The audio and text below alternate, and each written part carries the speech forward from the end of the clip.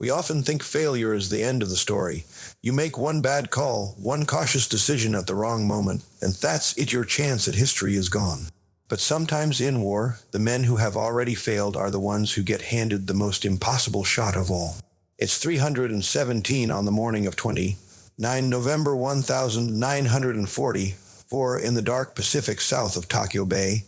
Inside USS Archerfish, Commander Joseph Enright stands at his attack periscope. 400 yards ahead, turning broadside across his sights, is a shape that makes sense at first glance, longer than 3 football fields, a warship so big it fills the entire eyepiece. He knows only a few things for sure. This is a Japanese carrier. She's a normal, over 800 feet by his executive officer's estimate. And she's guarded by 3 destroyers. She is also designed by Japanese standards to survive up to 20 torpedo hits. Archerfish carries just 25 torpedoes in total. This is his second war patrol in command of this boat.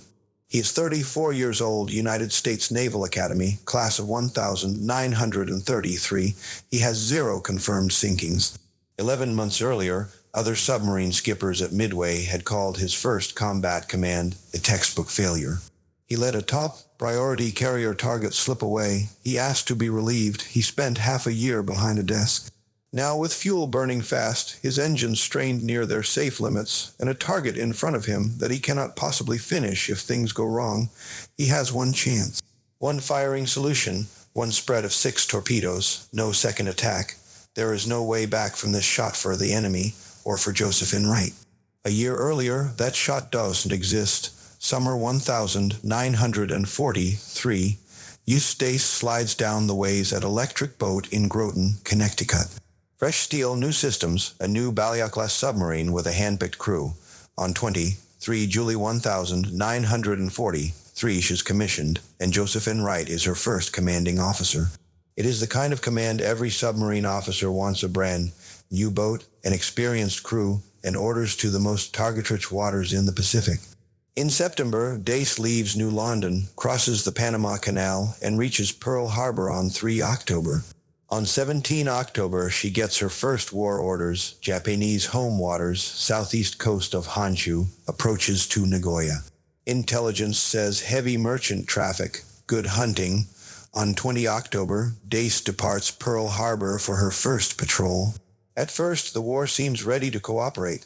7 November 1943, on Dace's sonar and then in Enright's periscope, a large freighter appears, sailing alone. He maneuvers by the book into attack position and looses 4 torpedoes, 3 hits. Columns of water slam up along the target's side. Through the scope, he can see the freighter slowing, listing, clearly hurt. He prepares to finish her. But Japanese patrol craft move in faster than expected. Depth charges begin to fall. Enright has to choose: stay up to confirm the kill and risk his boat, or dive now. He orders Dace deep. 6, 8, 10 depth charges explode above them. Later, after dark, he surfaces and searches for the target. He finds debris and oil slick. No ship. Weeks later, intelligence confirms the truth. The freighter limps into port and is repaired. Damaged but not sunk, no kill on the board. Then comes 15 November, Allied code-breaking operation that reads Japanese naval traffic, sends a message to all submarines near Honshu. Aircraft carrier Shikoku departing Yokosuka. Course south, speed 18 knots, destination unknown, Shikoku. One of the 6 carriers that attacked Pearl Harbor on 7 December 1941. A veteran of Coral Sea, Eastern Solomons, Santa Cruz. Japan's most experienced carrier, with a hardened crew and a combat record that makes her a priority target for every submarine captain. Sinking Shikoku would be the achievement of the war. Enright calculates her projected track. If Ultra is right, she will pass through Dace's patrol area within about 12 hours. He puts Dace along the likeliest route at periscope depth, scanning the horizon every 5 minutes as dawn comes up. Nothing, the carrier might be behind schedule or early or already past. He stays at periscope depth. Then at 830, a lookout spots a large warship hull down on the horizon about 12 yards away. The silhouette matches Shikoku. This is the moment. Standard doctrine for attacking a fast carrier is clear. Get ahead, submerge, wait, and let the target come to you. Fire a spread as she crosses your bow. Enright follows the manual. He surfaces briefly to gain speed, runs hard to get ahead of Shakake's plotted course, then dives again, settling Dace quietly into position. Periscope depth, torpedo tubes ready, gunner's mate hands on the firing panel. He waits, nothing appears where the carrier should be. Shikaku has zigged 30 degrees to port. Her new track will take her about 30 yards east of where Dace now sits. Too far for a good shot. In the control room, Enright runs the options: stay submerged and fire at long range, where spread dispersion and torpedo unreliability make a miss likely. Or surface, reposition, and try to set up a proper attack again. He chooses to surface. Dace breaks the surface and surges to flank speed. But as they run, the light grows. By 940, Enright is still not in the firing position he wants. The sun is higher. Carrier lookouts are awake. The destroyer escorts will spot a surfaced submarine if she pushes any closer. He makes his call. He orders Dace to dive. The attack is aborted. Shikaku steams on, untouched. For 3 hours, Dace has stalked her. Now the veteran carrier passes by, unaware she has been in the crosshairs of an American submarine captain who never gets to fire. Enright stays submerged until dark, resurfaces, and searches. The Pacific is empty. He sends his patrol report.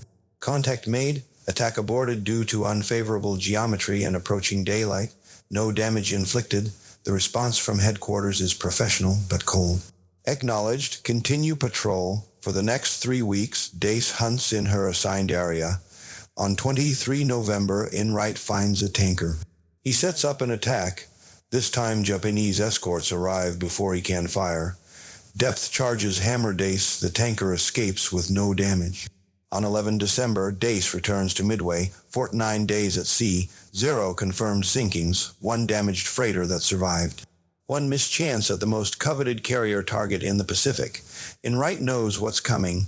Admiral Charles Lockwood, Commander Submarine Force, Pacific Fleet reviews every patrol report. He gives his captains wide latitude in combat. He also relieves those who fail to produce results. Enright does not wait to see which way Lockwood leans.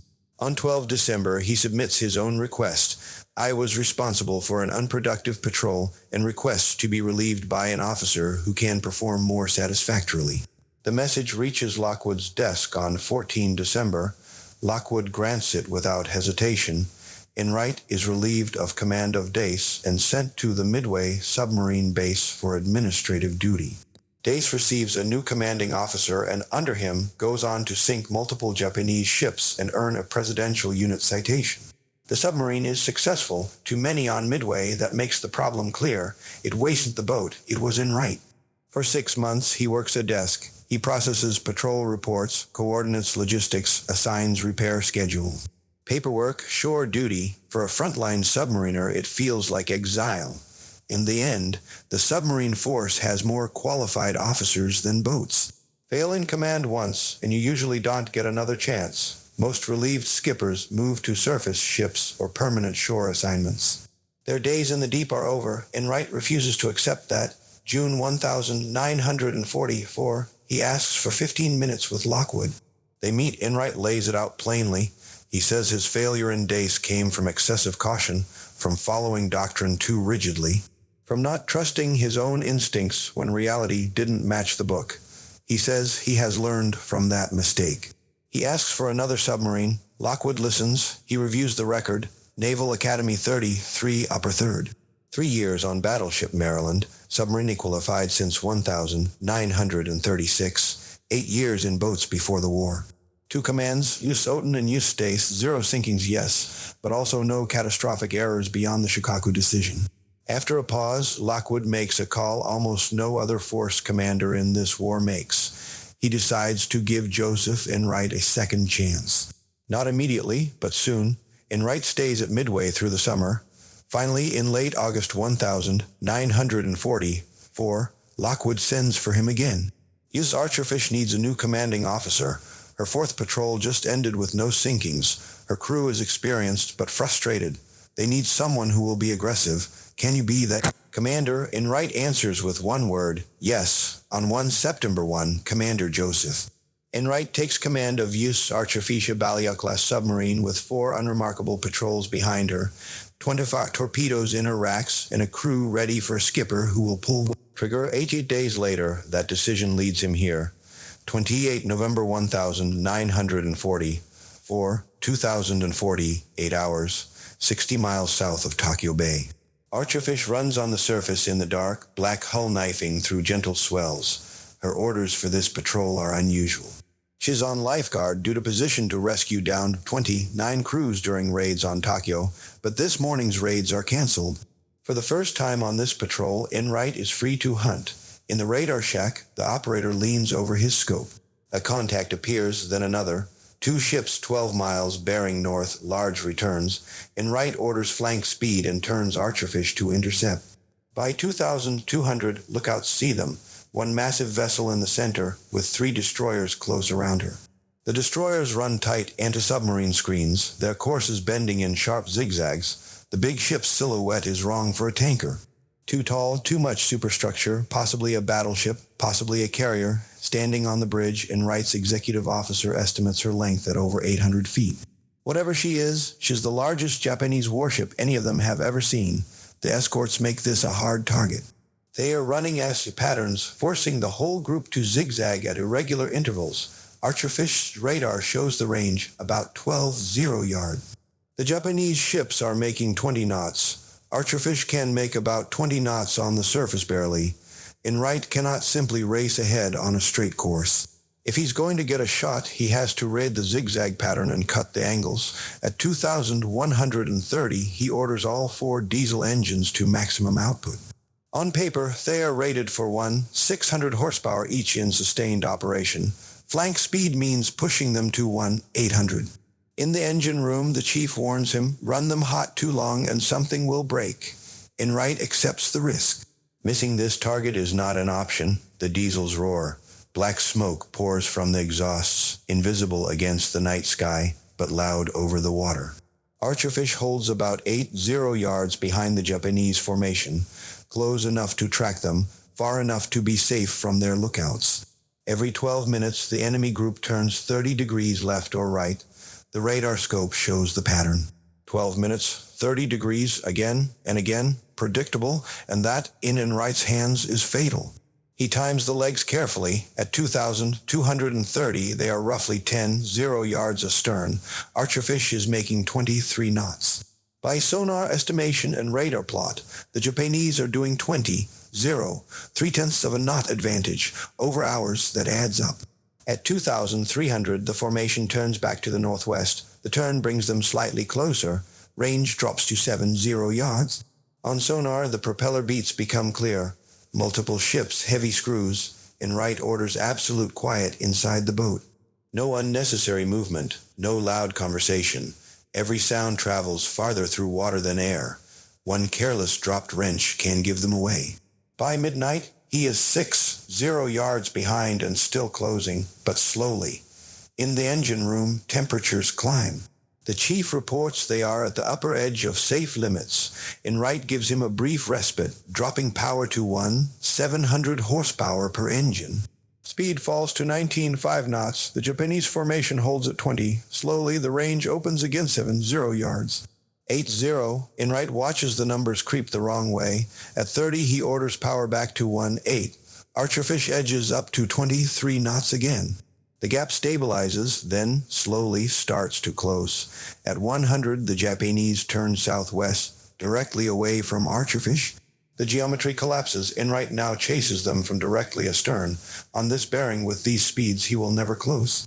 He weighs his options, break off and look for easier targets, radio for help and hope another boat is closer.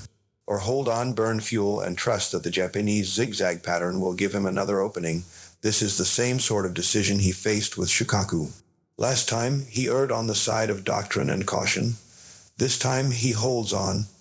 If this is a carrier, he thinks, every risk is justified. At 130, the Japanese are still driving southwest. Archerfish parallels their course about 80 yards off, engines straining. Fuel becomes a real constraint now. Flank speed burns diesel at roughly 3 times the normal rate. At this pace, Archerfish has about 6 hours before she must slow down or risk not having enough fuel to get back to base. 6 hours, Enright checks his watch, 135 by 730 one way or another. This chase will be over. At 200, the formation zigzags again. Northwest instantly, the geometry improves. Range drops to 70 yards. Archerfish is no longer directly astern. She is slightly to port and starting to edge ahead of the formation's baseline course. If the Japanese hold this line for 30 minutes, Enright will be where he needs to be far enough forward to cut across their path, submerge, and wait. At 230, he runs the numbers again, 60 yards behind, but now ahead of their baseline. If they zig southwest on schedule, they will swing within about 50 yards of where Archerfish can be. Time to brief the crew. In the control room, under dim red lights, he gathers his officers. When they turn southwest, he says, "We dive, we get across their track, we let them come to us. We fire all 6 bow Tucson spread, all torpedoes. This target is too big to waste shots on multiple attacks. We fire everything, then we go deep and run quiet. Every man understands. This is what they've been training for through 2 quiet months on this boat." This is also the moment where any hesitation, any second-guessing will cost them the shot. At 256, the Japanese formation turns southwest. Just as Enright's math predicted, the geometry is perfect. Dive, Archerfish slides under the surface, ballast tanks flooding. She settles at periscope depth, about 60 feet down. Enright raises the periscope briefly. Through the dim green view, he sees them. 3 destroyers in a screen, and behind them the huge, flat shape of the big ship. Range about 70 yards and closing. He drops the scope again. Periscope wakes can betray him if he stays up too long. The order goes through the boat. Rig for silent running. Ventilation fans go off. Non-essential machinery shuts down. Men move in rubber-soled shoes, careful, deliberate.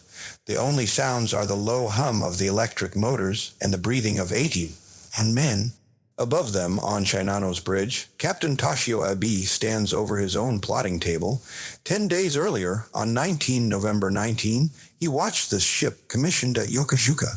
Shinano named for Japan's longest river, hull 110, laid down as the 3rd Yamato-class battleship in May 1940. Now converted into something else, a carrier built on a battleship's skeleton, with the thick armor belt and torpedo bulges of a super battleship and a full-length flight deck above. 7 tit, 1,000 tons displacement, the largest warship ever completed, planned to survive up to 20 torpedo hits. On paper, she combines the striking reach of a carrier with the survivability of a Yamato. In reality, she is not ready. Her watertight doors are unfinished, gaps still open between frames and bulkheads. Pumps in critical compartments are missing, deliveries delayed. Her crew is new. Many have never served on a carrier at all. Her hangars carry no operational aircraft, just cargo. 50 Yokosuka M-67 Oka rocket-powered kamikaze bombs bound for bases in Kyushu, and 6 Shinano suicide boats lashed to the flight deck. She is a ferry, not yet a fighting ship. Abe had asked for 2 more months to finish fitting out and train his men.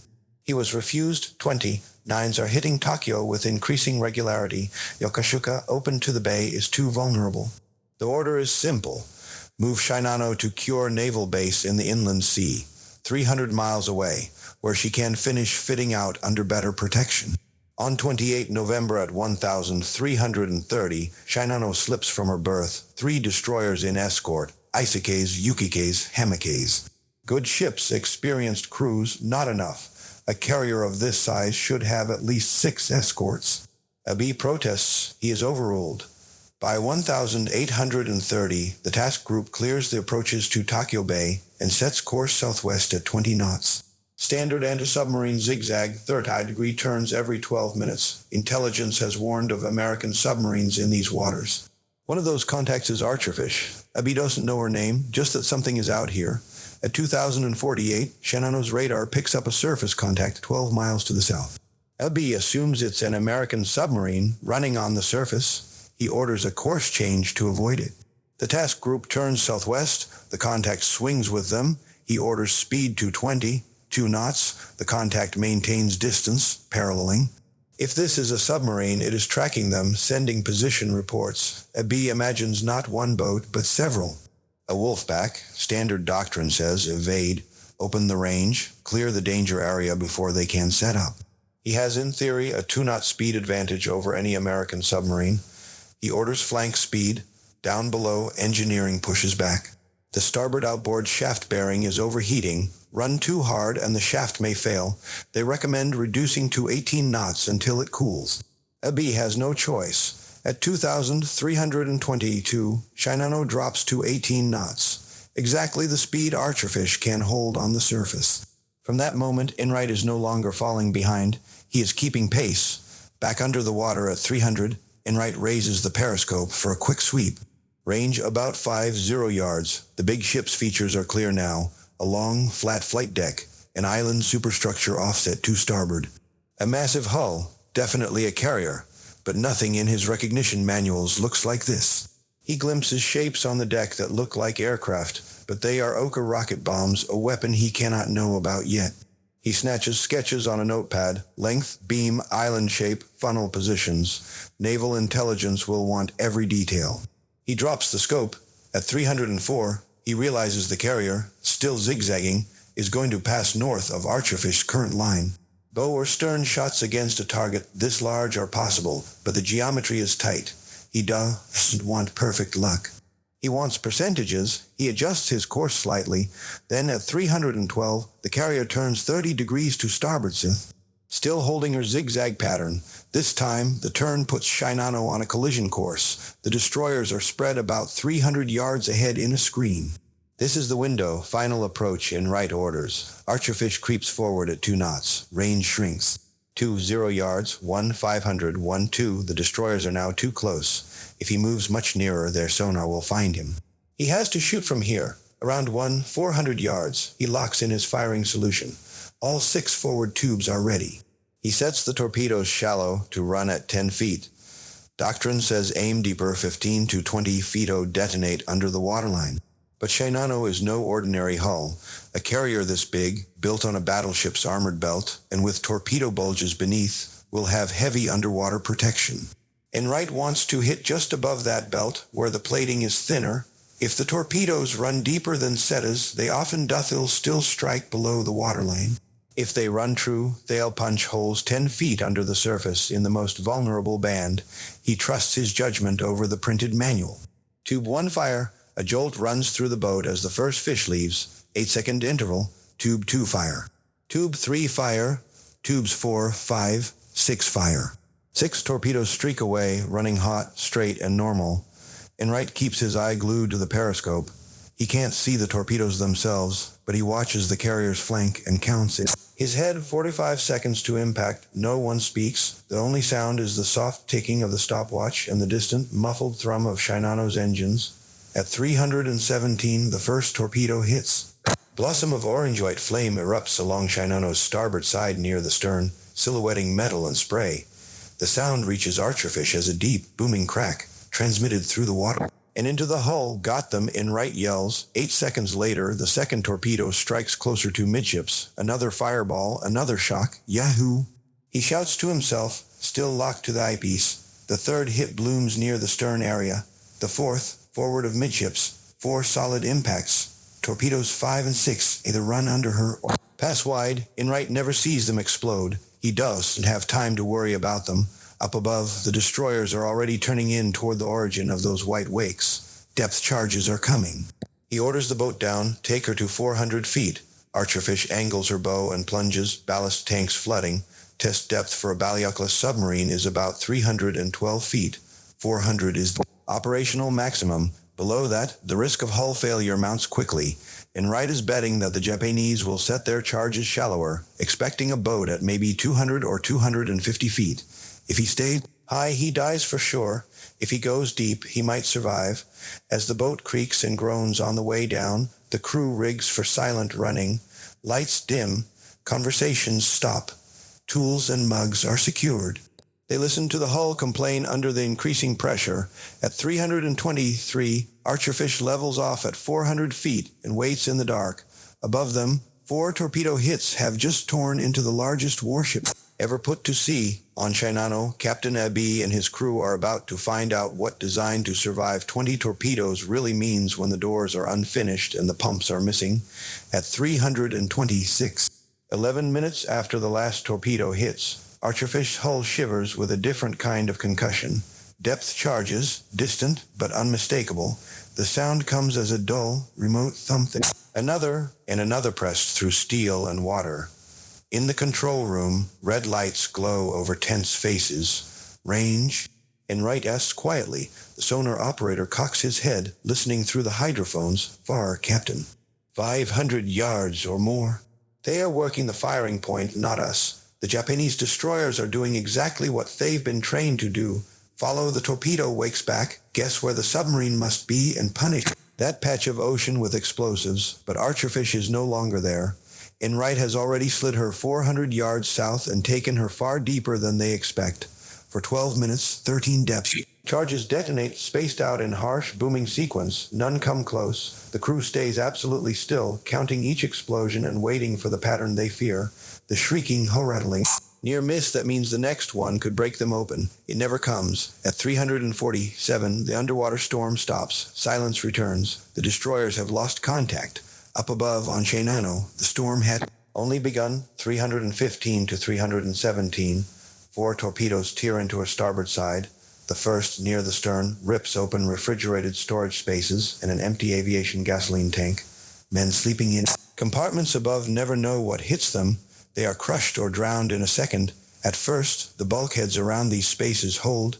They were designed to, but they were designed with the assumption that everything else on the ship would be finished to spec. The second torpedo slams into the starboard outboard propeller shaft area, the same shaft that has been overheating all night. The shaft tunnel floods almost instantly. Within 3 minutes, the outboard engine room is full of seawater. The third torpedo punches into boiler room number 3.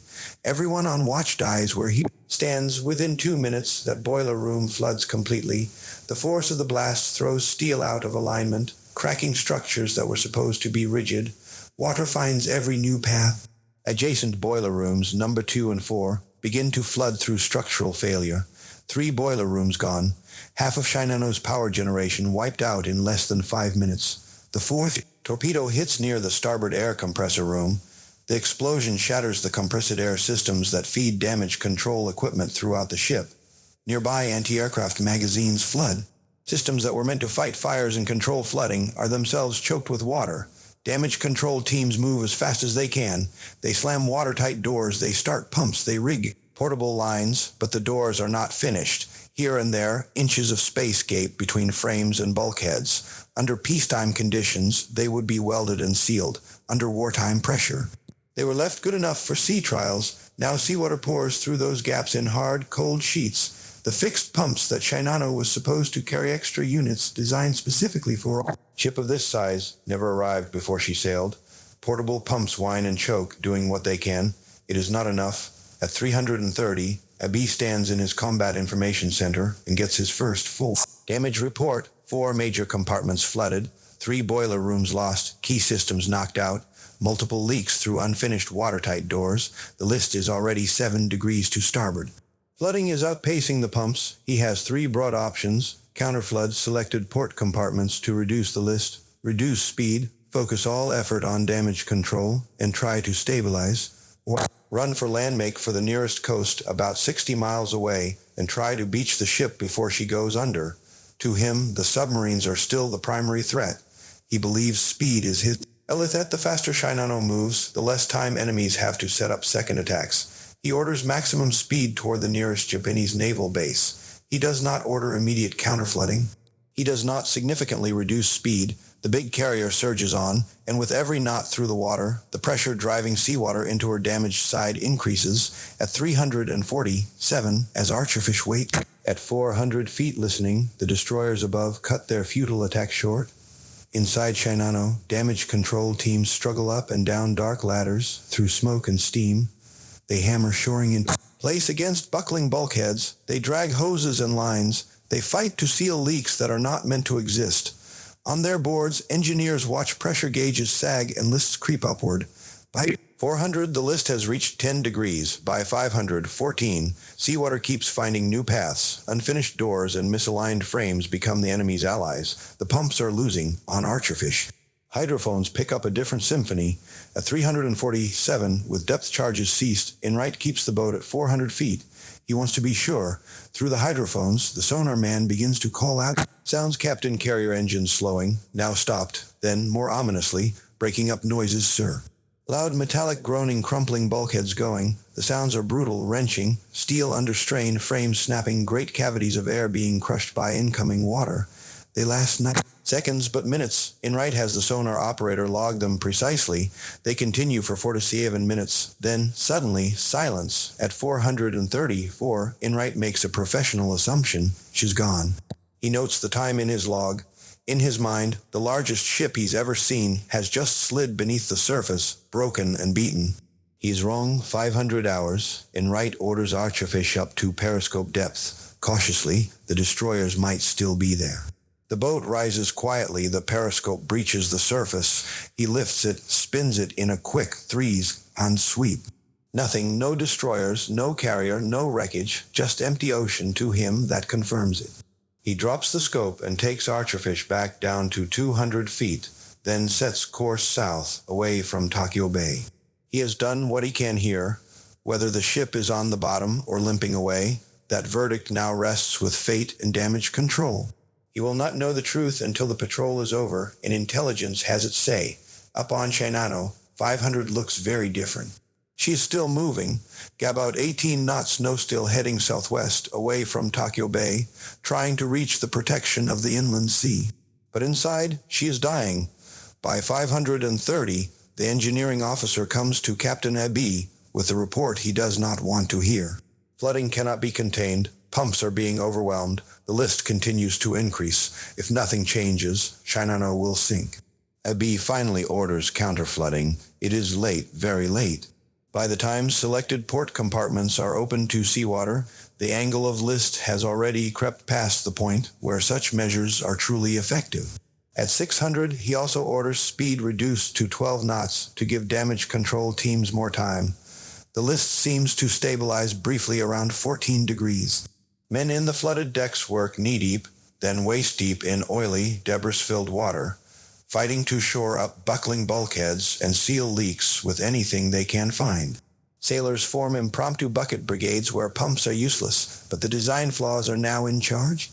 Post-war, American naval engineers will run the numbers and inspect Japanese drawings. They will find that the joint between Shinano's waterline armor belt and her underwater torpedo bulge is structurally weak. Exactly where Enright's torpedoes struck, in one of the flooded boiler rooms, the force of an explosion dislodged a heavy I-beam.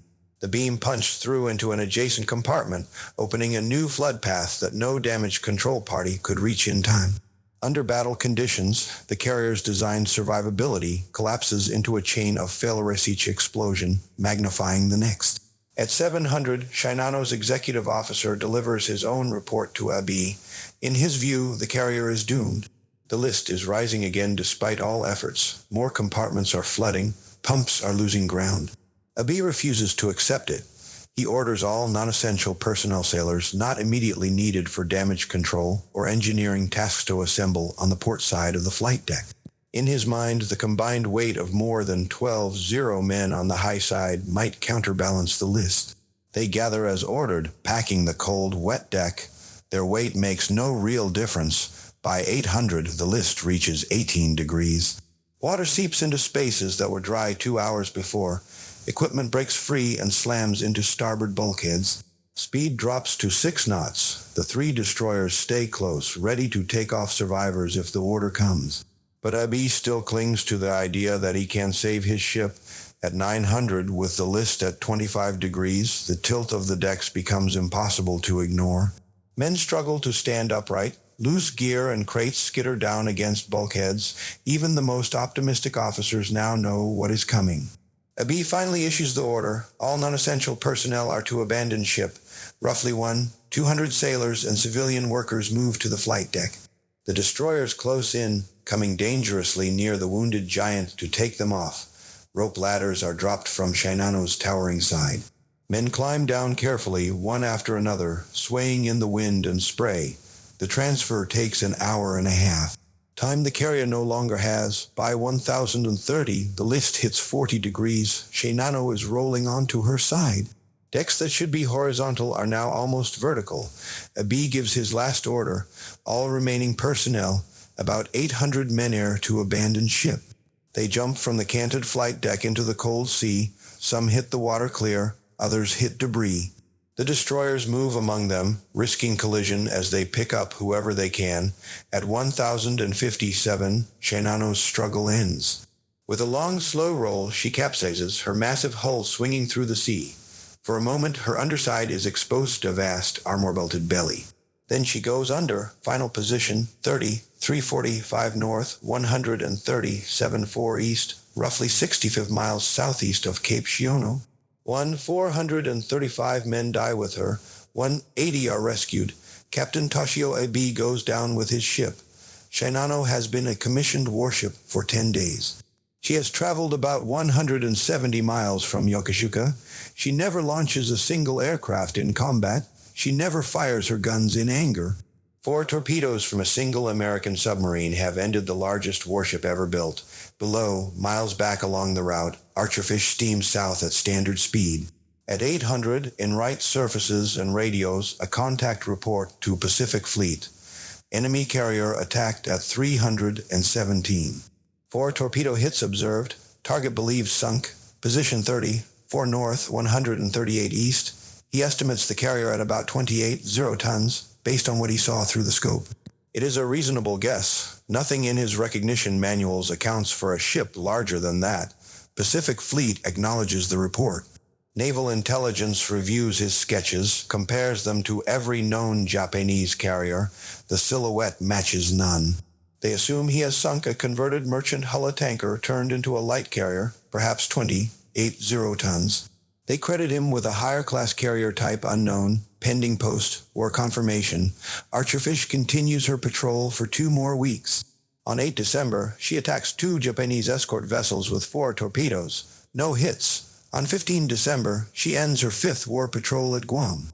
48 days at sea, 1 carrier sunk. Enright files his detailed patrol report. He turns in his hand-drawn sketches of the target. Intelligence officers remain skeptical. A carrier that large, they argue, would have shown up clearly in pre-invasion reconnaissance. American photo interpreters have spent years cataloging every identifiable Japanese carrier. None match Enright's drawings. But the evidence they have is what it is. His executive officer backs him. The lookouts back him. The sonar logs show 4 to see even minutes of breakup noises after multiple torpedo hits. Naval intelligence, cautious, stamps the sinking as aircraft carrier, type unknown, tonnage estimated 28. It is enough for the Navy Cross. Enright receives the medal. Archerfish receives a Presidential Unit citation. The citation reads in part, relentless in tracking an alert and powerful hostile force which constituted a potential threat to our vital operations in the Philippine area, the Archerfish culminated a dogged 6-Endonhalfer pursuit by closing her high-speed target, daringly penetrated the strong destroyer escort screen, and struck fiercely at a large Japanese aircraft carrier, with all 6 of her torpedoes finding their mark to sink this extremely vital enemy ship. Every word is accurate except one detail. Not all 6 torpedoes found their mark, only 4. The Navy does not amend the citation. Close enough. In January 1945, Enright takes Archerfish to sea again for a 6th war patrol, this time as part of a wolf pack in the South China Sea. On 14 February, he attacks what he believes is a Japanese submarine. The target submerges before he gets a clear look. He fires torpedoes and later claims a sinking. Post-war Japanese records do not confirm it. On 3 March, mechanical problems with Archerfish's forward diving planes force him to end the patrol 3 days early and return to Pearl Harbor. After that, his days as a frontline submarine captain are done. He is promoted to commander and shifted to staff duties. Archerfish continues the war under a new skipper. She survives to see peacetime. The submarine is decommissioned in June 1946. The Cold War brings her back in March 1952, and again in August 1957. reclassified as an auxiliary submarine. Her final decommissioning comes in May 1968. On 19 October 1968, off the California coast, USS Snook sinks Archerfish as a target. The boat that destroyed the largest warship in history dies as practice for a younger generation. Enright's career continues. Through the 1950s, he commands Submarine Division 31, the tender USS Fulton, and Submarine Squadron 8. He serves as Chief of Staff for the submarine force of the U.S. Atlantic Fleet and later commands the guided missile cruiser USS Boston. He retires in 1963 as a captain. After the Navy, he works for Northrop Corporation on the Omega navigation system. He lives quietly in Fairfax, Virginia. For years, he says little about Shinano. The official record still lists his victim as a 28 Zeratan Heitei-class carrier, type unknown. The true scale of what he did on that November night is buried in Japanese archives. His country has not yet seen. In 1949, 4 years after the guns fall silent, the truth finally rises out of Japanese filing cabinets. Occupation authorities open the archives of the Imperial Japanese Navy. American analysts sit at long tables flipping through warship logs, construction records, commissioning reports. One entry stops them cold. Shinano aircraft carrier, hull 110, commissioned 19 November 19, sunk 29 November 19. Position 30-345 north, 137-4 east. Cause, torpedo attack by American submarine. Displacement 70-0 long tons. The coordinates match Enright's contact report almost exactly. The date matches. The cause matches. The analysts look back at Archerfish's patrol report. They compare Enright's sketches to photographs of the ship under construction. They line up the silhouettes, island, flight deck, armor belt, overall length. Everything fits. The unknown 28 Zeratan carrier vanishes from the books. In its place stands Shinano, Yamato-class hull-turned supercarrier.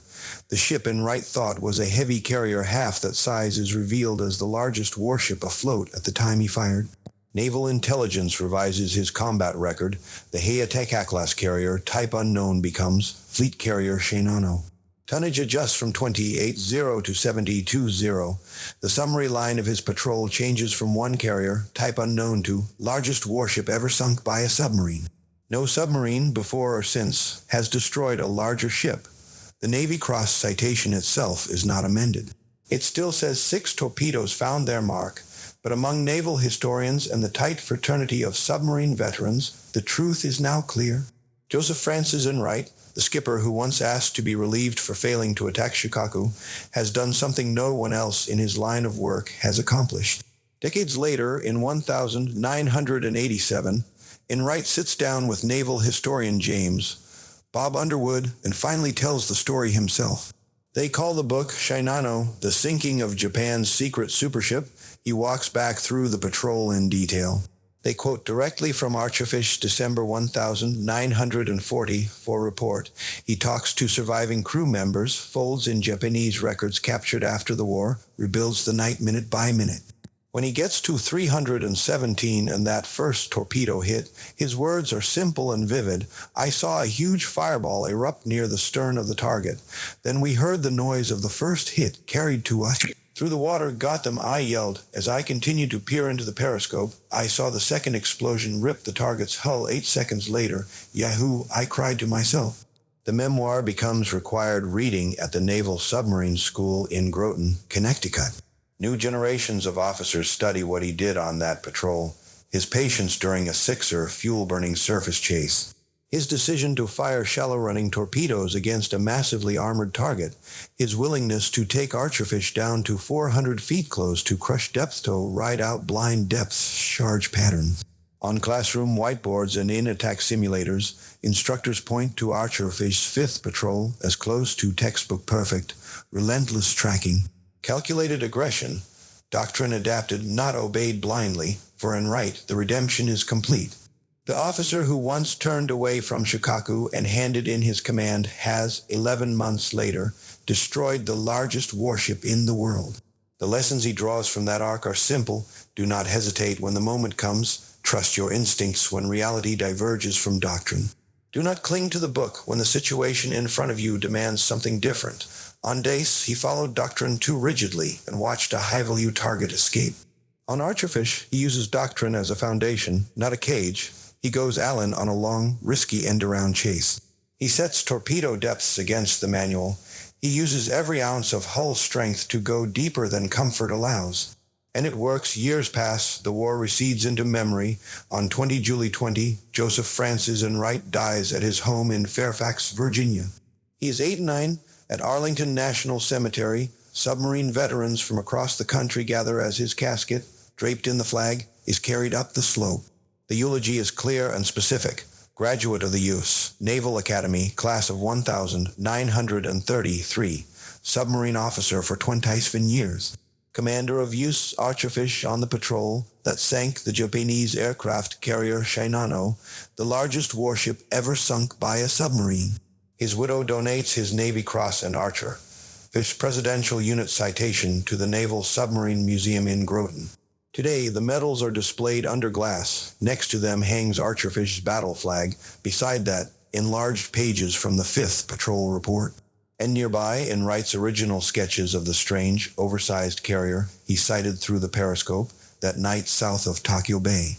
Visitors who stop and read see the ark laid out, failure, second chance, redemption. Far away at the bottom of the Philippine Sea, Shinano still lies where she fell. Japanese maritime law protects war graves. No divers descend to her. In 1978, Japanese research vessels run sonar over the area. Their scans confirm a huge wreck in about 40 meters of water. The hull is intact but inverted, the flight deck mashed into the seabed. All 430. 5 of her dead lie entombed inside, beyond reach, the last crew of the last great Yamato-class hull. Of her escorts, Isakes and Hamakes fight on for a time. On 7 April 1945, during the battle off Okinawa Operation 10, Go Yamato's last sortie, American carrier aircraft send both destroyers to the bottom.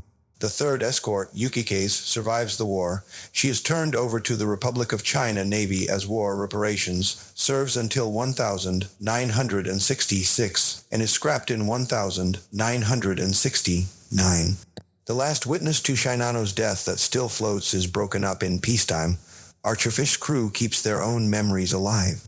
After the war, they form an association. They hold reunions every 5 years.